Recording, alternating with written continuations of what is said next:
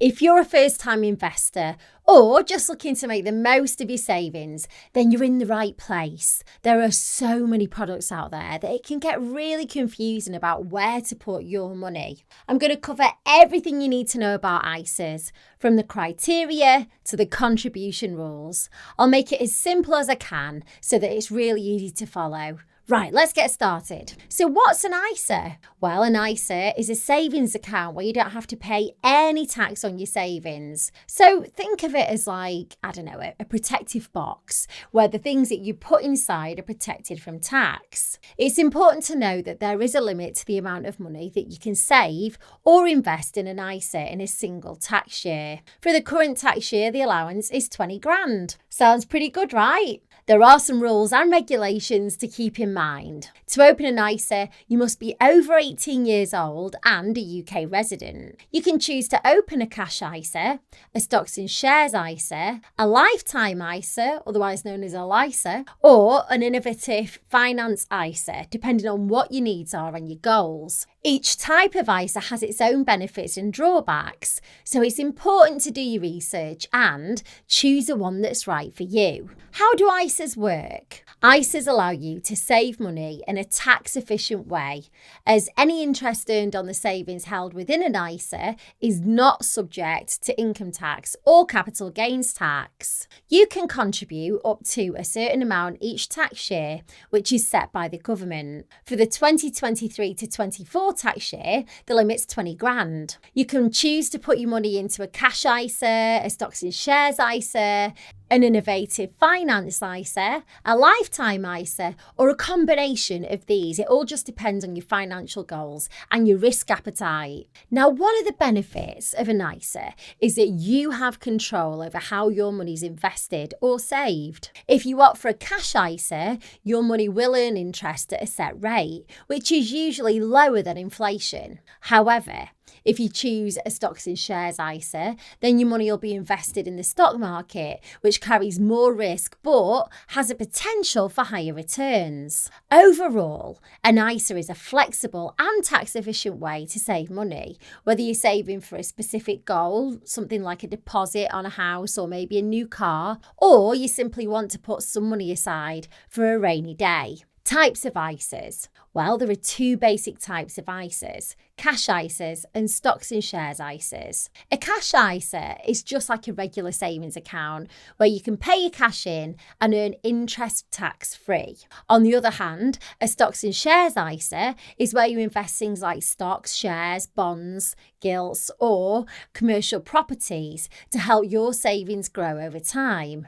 And any interest or returns that you get are also tax-free. Now, there are different types of ISAs available to help people save for different things, such as Lifetime ISA to help you save towards your first home or your retirement. If you're aged between 18 and 39, you can open a Lifetime ISA and contribute up to 4 grand per year until you reach the age of 50. The government will also add a 25% bonus, which is juicy, to any contributions made, so you could have a maximum of up to £1,000 a year. The bonus is paid annually and it's based on the amount contributed during that year. The funds held within a lifetime ISA can be used to buy things like your first home worth up to 450 grand, or it can be withdrawn tax-free after the age of 60 for retirement purposes. If the funds are withdrawn for any other reason, a penalty of 25% is applied to the total amount withdrawn, which means that you could get back less than you put in. So you just need to know that you can sit on that cash. Overall, a lifetime ISA is a tax-efficient way to save for either a first home or retirement, like I said, with the added bonus of a government contribution. However, it's important to consider the penalties for early withdrawal before making any decisions about opening a lifetime ISA. Junior ISA. A junior ISA is a type of savings account that you can open for your child if they're under the age of 18 and live in the UK.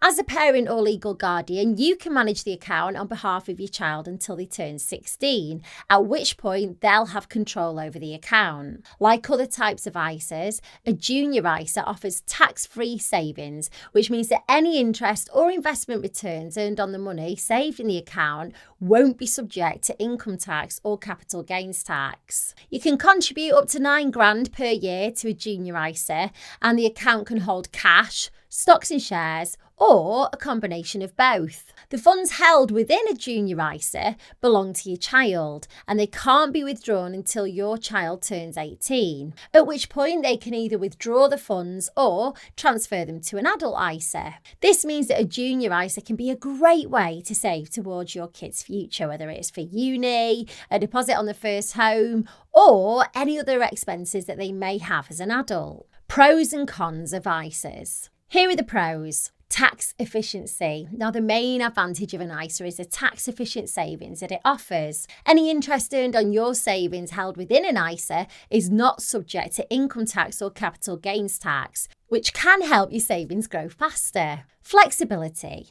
ISAs come in different types, such as cash ISAs and stocks and shares ISAs, so you can choose the best option to suit your financial needs and risk appetite. Now, you can also transfer your ISA from one provider to another if you find a better deal. Convenience. ISAs are dead easy to set up and manage, and you can usually do it online. You also have the option to contribute a large sum or set up regular contributions. No age limit. Unlike a pension, there's no age limit for contributing to an ISA, so you can continue to save tax-free for as long as you like. Let's talk about the cons. Contribution limit. So there is a limit to how much you can contribute to an ISA each tax year, which is currently £20,000. If you exceed this limit, you won't receive the tax benefits or additional contributions. No access to funds. Now, this depends on the type of ISA that you choose. You may not have immediate access to your funds. For example, with a fixed rate cash ISA, your money will be locked in for a set period, so you won't be able to withdraw it without a penalty. Investment risk. If you choose to invest in a stocks and shares ISA, there is a risk that the value of your investment could go down as well as up, which could result in you getting back less than you put in. Lower interest rates. Cash ISAs often offer lower interest rates than regular savings accounts, especially in times of low interest rates. Overall, there are some drawbacks to ISAs. They can be a really useful tool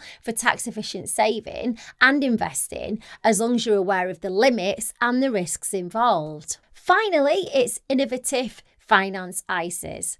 Now, these are a relatively new type of ISA, and it allows you to invest in peer-to-peer lending platforms, crowdfunding projects, and other alternative finance opportunities. They offer potentially high returns, but they also come with a higher risk. It's important to do your research and choose a reputable platform before investing in an innovative finance ISA. With an IFISA, that's basically Innovative Finance ISA for short, you can invest your money in a variety of alternative finance products such as P2P loans to businesses or individuals, property development loans, renewable energy projects, or invoice financing. The returns on these investments can be higher than those offered by traditional cash or stocks and shares ISAs, but they also carry higher risks. One of the advantages of an IFISA is that an interest or returns earned on your investments are tax-free, just like with the other ISAs. However, it's important to note that not all P2P lending platforms or crowdfunding sites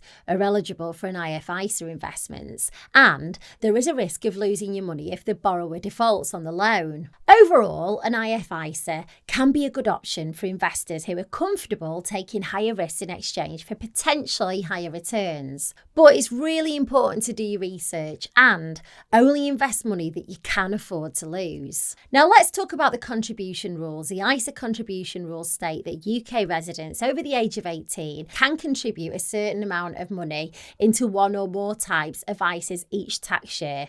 Now, the tax year runs from the 6th of April to the 5th of April the following year. For the 2023 to 24 tax year, the contribution limit is £20,000, which means that you can invest up to this amount across any combination of cash, stocks and shares, innovative finance, and lifetime ISAs. It's important to note that the contribution limit applies to the total amount that you put into all of your ISAs, not to each individual ISA. For example, if you contribute, 10 grand into a cash ISA, you can only put up to 10 grand in other types of ISAs for the same tax year. If you don't use your full ISA allowance in a tax year, you can't just carry it on over to the next tax year. The allowance is also fixed and can't be increased or extended, so it's important to take advantage of it if you want to maximise your tax efficient savings. It's also worth noting that different types of ISAs may have different minimum contributions or opening balances. That's why it's really important to check each of the specific rules for every type of ISA